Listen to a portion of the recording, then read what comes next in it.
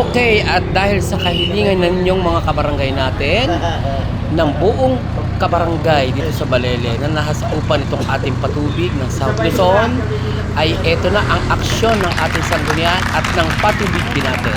Yan. Magkatapos hukayin ang mga tabi ng daan na pinaglagyan ng bagong linya ng tubig, syempre, hindi maiwasan yung magkaroon ng reklamo ang ating mga kabarangay tungkol sa mga hukay na hinukay ng South Luzon at binakbak at mailagay nga ito. Sa ngayon ay binuhusan na ng semento kagabi pa. At ito nga medyo matigas na itong pakanluran.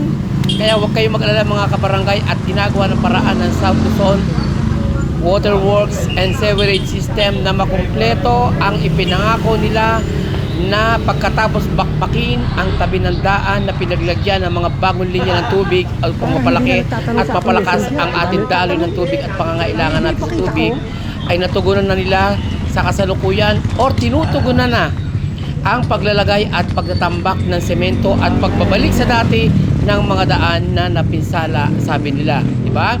Kaya ito nga at ibinabalik na at kasalukuyan ng pinalitadahan at pinumusan ng semento itong ating daan hanggang doon sa may Barangay Hall at wala nang problema at kasalukuyan ng dinidinig ng pamunuan ng South Luzon Waterworks pagkatapos nating ipatawag doon sa sanggunian sa ating regular session sa pangunguna ng Team Noise Art, at ito po ay malugod na inaksyonan ng Team Noise Art at ng pamunuan ng South Luzon. Kaya kayo mga kabarangay na nagagalit sa South Luzon dahil sa akin pumapasok na messenger ang inyong mga hinaing at reklamo, eto, tinugunan na ng ating sanggunian ng Team Noise Art ang problema natin dito sa ating mga hinukay na daan ng tubig. So, pagkatapos nitong maltambakan ng sementong yan, nakikita nyo sa kasalukuyan, ay babagsakan naman ng, anong tawag doon, Kunsyan?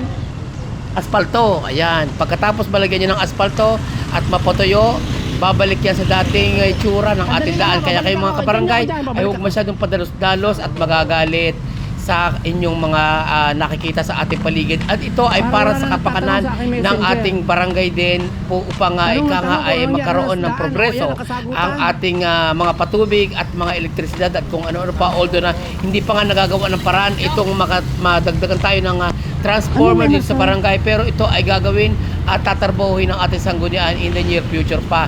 Napakarami hong project, kaya huwag tayong magsabay-sabay at maganda ho ang pagkilos ng ating pamunuan.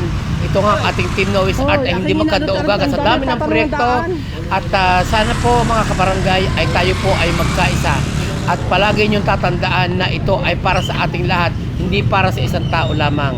Ito ay pagkakaisa para sa ating barangay at palagi niyong tatandaan na palagi ng tayo ay nagkakaisa.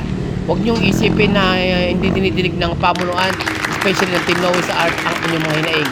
Lahat yan ay bibigyan ng kasagutan. Okay, maraming salamat po and thank you so much for watching.